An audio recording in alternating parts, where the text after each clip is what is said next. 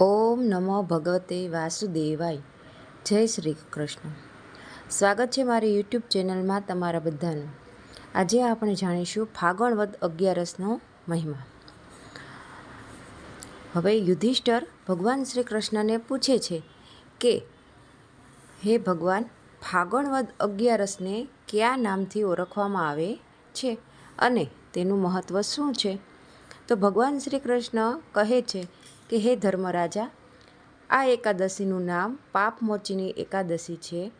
તે ફાગણ વદ 11ના દિવસે આવે છે. એનું નામ જ દર્શાવે છે એ પ્રમાણે આ એકાદશી કરવાથી કેટલાય મોટા પાપોનો નાશ થાય છે. આ એકાદશીનું વ્રત કરવાથી 100 ગૌદાન કરવાથી જેટલું પુણ્ય મળે છે એના કરતાં પણ વધારે પુણ્ય મળે છે. આ એકાદશી કરવાથી મનુષ્યનું મન નિર્મળ અને માનસિક રીતે શાંત થાય છે. આ એકાદશી જ્યારે ગુરુવારે આવે ત્યારે એનું ખૂબ વિશેષ મહત્ત્વ હોય છે અને તેને ગુરુવાર એકાદશીના વ્રત તરીકે પણ ઓળખવામાં આવે છે.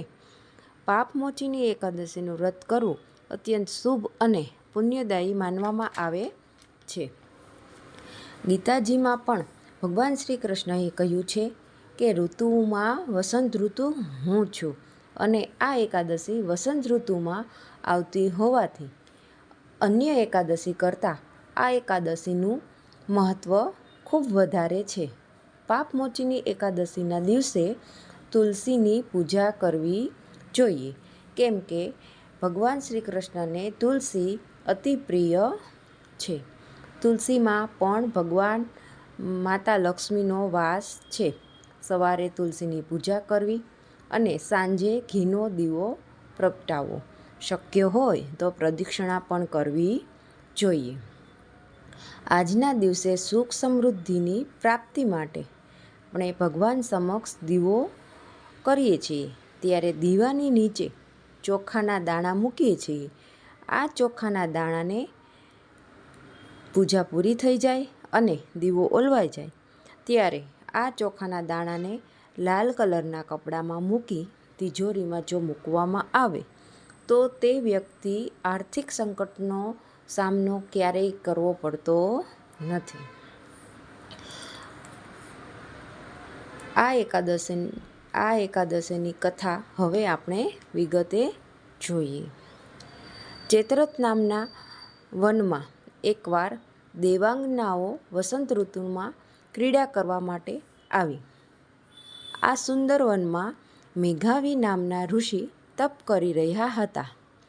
આ ઋષિના તપના પ્રભાવથી મંજુઘોષા નામની અપ્સરા મોહિત થઈ.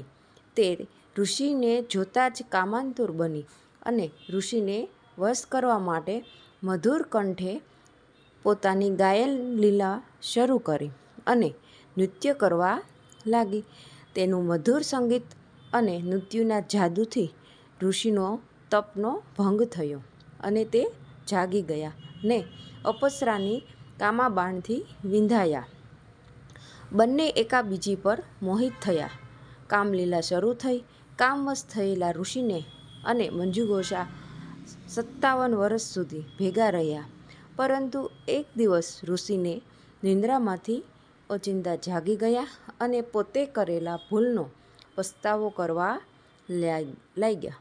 ત્યાં જ મંજુઘોષા આવી. અપ્સરાને જોતાં જ ઋષિના આંખોમાંથી અગ્નિ ઝરવા લાગ્યા.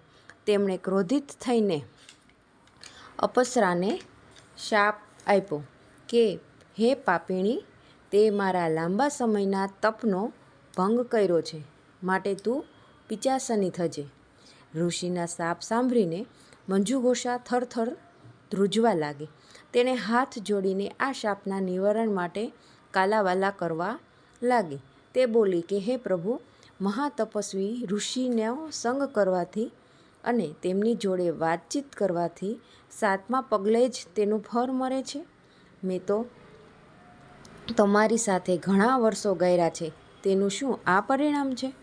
અપ્સરાની વાત સાંભળીને ઋષિ વિચારવા લાગ્યા કે વાત તો સાચી છે.